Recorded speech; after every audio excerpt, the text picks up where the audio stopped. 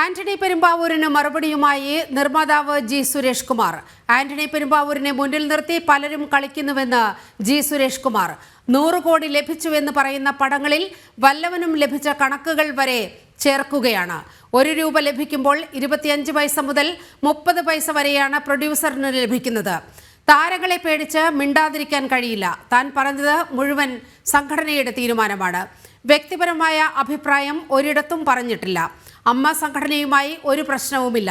Producer മാത്രം നഷ്ടം സഹിക്കണമെന്ന നിലപാട് അംഗീകരിക്കാൻ കഴിയില്ല.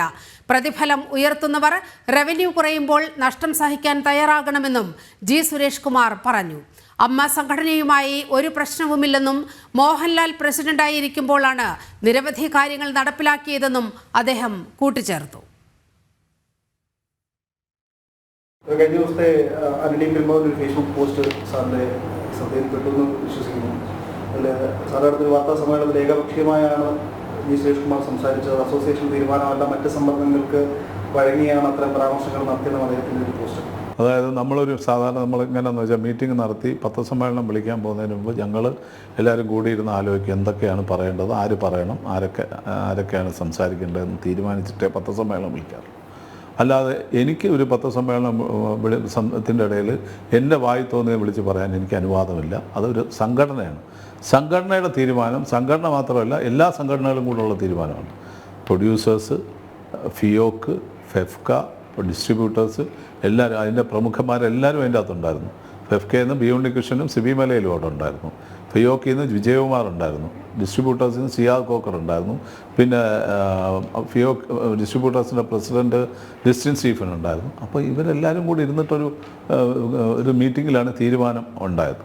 ആ തീരുമാനം പറയുക എന്നുള്ളത് അതിൻ്റെ ചെയർ ചെയ്ത് ആ മീറ്റിംഗ് ചെയർ ചെയ്ത് എൻ്റെ ഒരു കടമയായതുകൊണ്ട് ഞാനത് പറഞ്ഞെന്നുള്ളേ ഉള്ളൂ.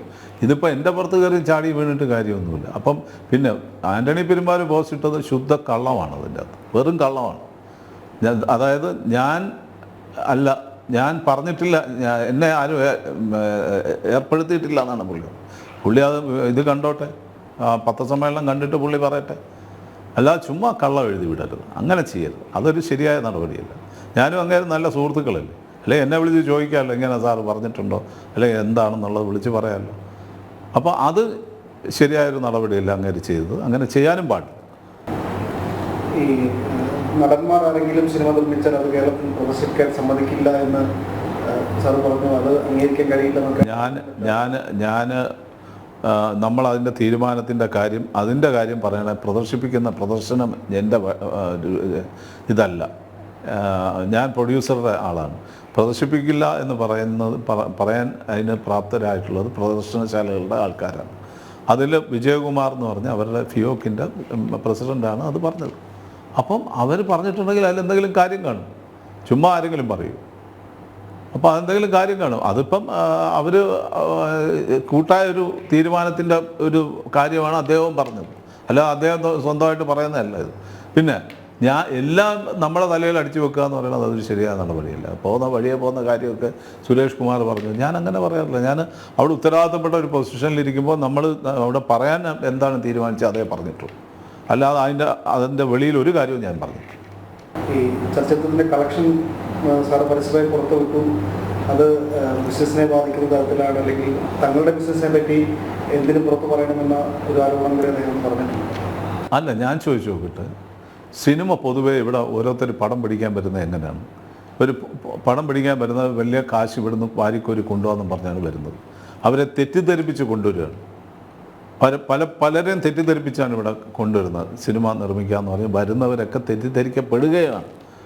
അപ്പോൾ അവർക്കൊരു നേർവഴി കാണിച്ചു കൊടുക്കാനാണ് ഞങ്ങളുടെ ഒരു അസോസിയേഷൻ ഇരിക്കുന്നത്. ഒരാൾ വരികയാണെങ്കിൽ ഈ പടം നിങ്ങൾ എടുക്കാൻ പോകുന്നത് നിങ്ങൾക്കത് പ്രശ്നങ്ങൾ ഉണ്ടാവുമെന്ന് പറഞ്ഞു കൊടുക്കണം അവർക്ക്. പിന്നെ അവരെടുത്തോട്ടെ, അതെല്ലാം വേറെ ഒന്നുമല്ല.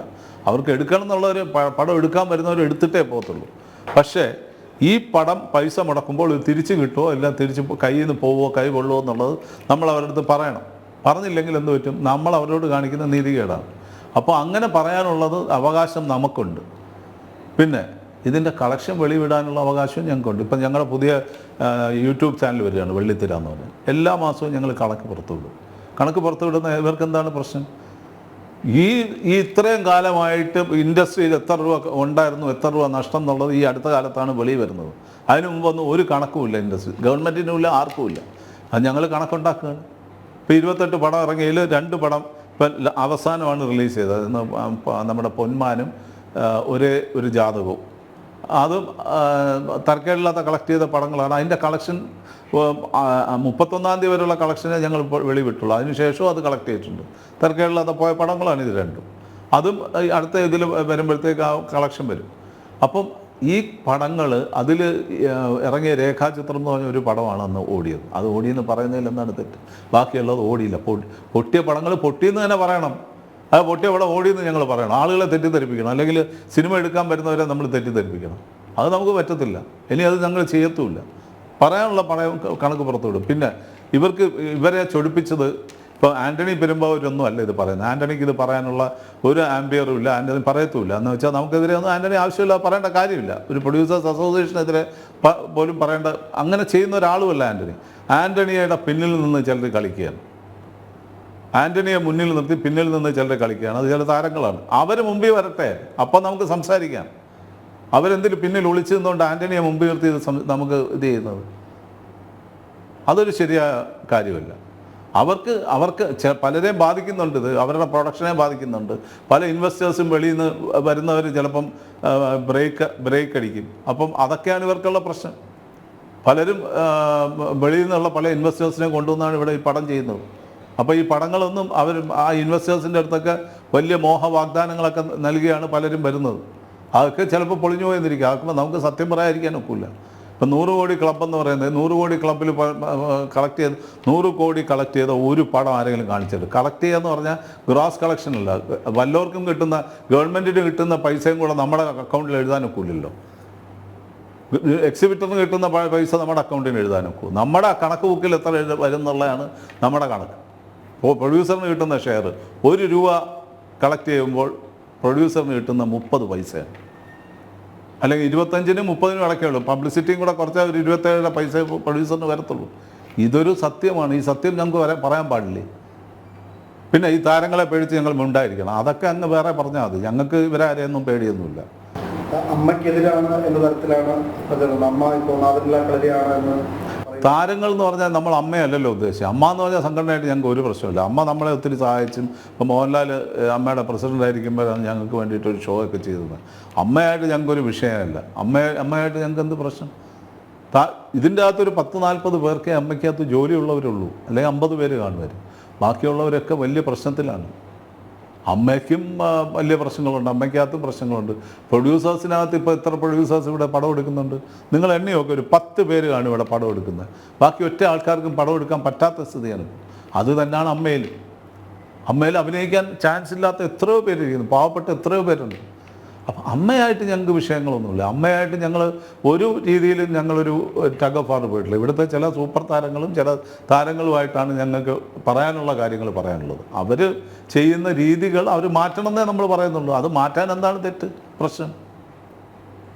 ഈ പലതും ഉയർന്ന പ്രതിഫലം വാങ്ങുന്നു എന്നതായിരുന്നു ആദ്യം പറഞ്ഞത്. അതിനെ പിൻപറ്റിയാണ് പിന്നെ ഈ വിവാദങ്ങളൊക്കെ ഉണ്ടായത്.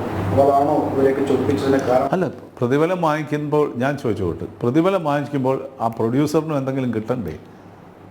ഇപ്പം നിങ്ങൾ പടം എടുത്താൽ നിങ്ങൾക്ക് ഞാനൊരു പ്രതിഫലം തരണം. ആ പ്രതിഫലത്തിൻ്റെ ഒരു 4/1 ആ പ്രൊഡ്യൂസറിന് കിട്ടണ്ടേ?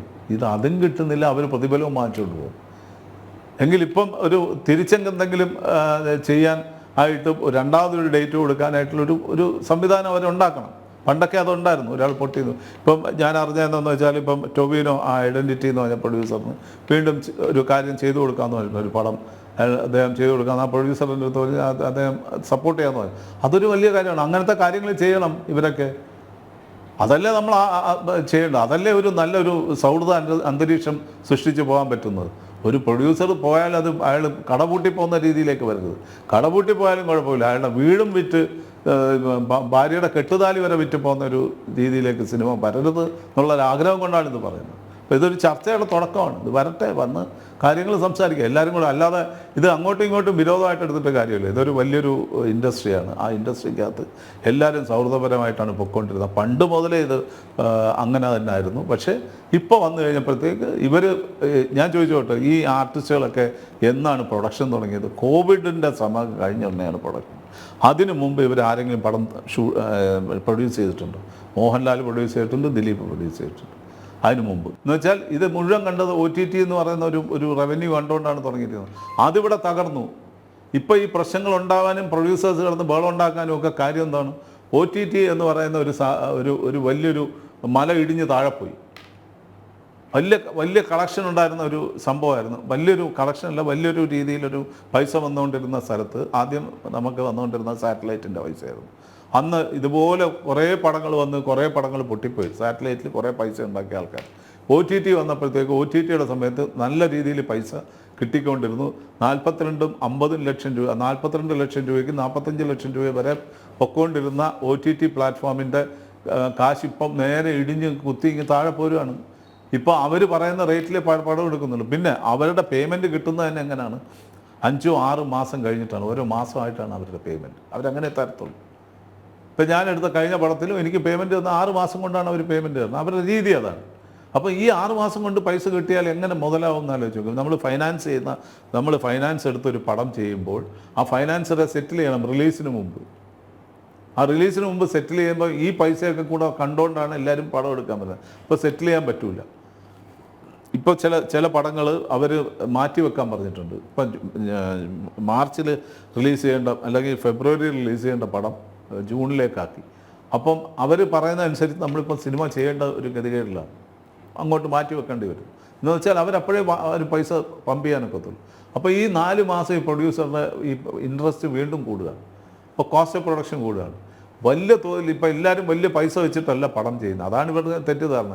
ഈ എല്ലാവരുടെയും ജനങ്ങളുടെയൊക്കെ വിചാരം ഈ പ്രൊഡ്യൂസർമാരെന്ന് പറയുന്നത് വലിയ ചാക്കി കെട്ടി പൈസ കൊണ്ടുവരുന്നത്.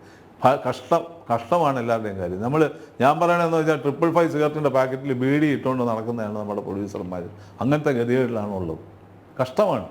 പക്ഷെ അവർ എന്നിട്ടും ഇതിനോടൊരു താല്പര്യം തോന്നിയിട്ട് എവിടുന്നെങ്കിലും പൈസ കടം വാങ്ങിച്ചുകൊണ്ട് വന്നിട്ട് ഒരു സിനിമ ചെയ്യുമ്പോഴത്തേക്ക് ആ സിനിമയ്ക്കകത്ത് റവന്യൂ വരുന്നില്ല എന്ന് പറയുന്നിടത്താണ് നമ്മൾ ഈ ബഹളം ഉണ്ടാക്കുന്നത്. അപ്പോൾ എന്ത് ചെയ്യണം? റവന്യൂ കൂടിയിരുന്ന സമയത്ത് ഇവർ വലിയ കാശ് വാങ്ങിച്ചുകൊണ്ടിരുന്നു. റവന്യൂ കുറയുമ്പോൾ അവർ അതനുസരിച്ച് കുറയ്ക്കണ്ടേ? ഞാനൊരു പ്രൊഡ്യൂസർ എന്നുള്ള നിലയിൽ ഞാനും നിങ്ങളും തമ്മിൽ പടം ചെയ്യുമ്പോൾ എനിക്കും കൂടെ എന്തെങ്കിലും കിട്ടും എന്നല്ലേ ചോദിക്കണ്ടേ? ഞാൻ മുഴുവൻ നഷ്ടം സഹിച്ചോണമെന്ന് പറയുന്നത് എന്താണ്? ഇപ്പം ലാഭം കിട്ടിയാൽ നമ്മൾ കൊടുക്കാം, നഷ്ടം വരുമ്പോൾ അവരും സഹിക്കണം. അതേ നമ്മൾ പറയുന്നുള്ളൂ. അതിനെന്താണ് തെറ്റ്? ആന്റണി പെരുമ്പാവൂരിന് പിന്നിൽ വേറെ പലരുമുണ്ട് എന്ന് തന്നെയാണ് പറയാൻ ഉദ്ദേശിക്കുന്നത്. ആൻ്റണി ഇതൊന്നും സംസാരിക്കുന്ന ആളല്ല, അങ്ങനെ ഒരു ആളേ അല്ല. ആൻ്റണി എനിക്ക് ആൻ്റണി എത്രയോ കാലം മുമ്പ് അറിയാം. ആൻ്റണി മോഹൻലാലിൻ്റെ കൂടെ വർക്ക് ചെയ്യാൻ വരുന്ന സമയം മുതൽ എനിക്ക് ആൻ്റണി അറിയാവുന്നതാണ്. അപ്പോൾ ആൻ്റണി അങ്ങനെയൊന്നുമല്ല. ആൻ്റണി ആരോ പിന്നിൽ നിന്ന് ആൻ്റണിയെ ഇത് ചലിപ്പിക്കുകയാണ്, അല്ലാതെ വേറെ ആരുമല്ല.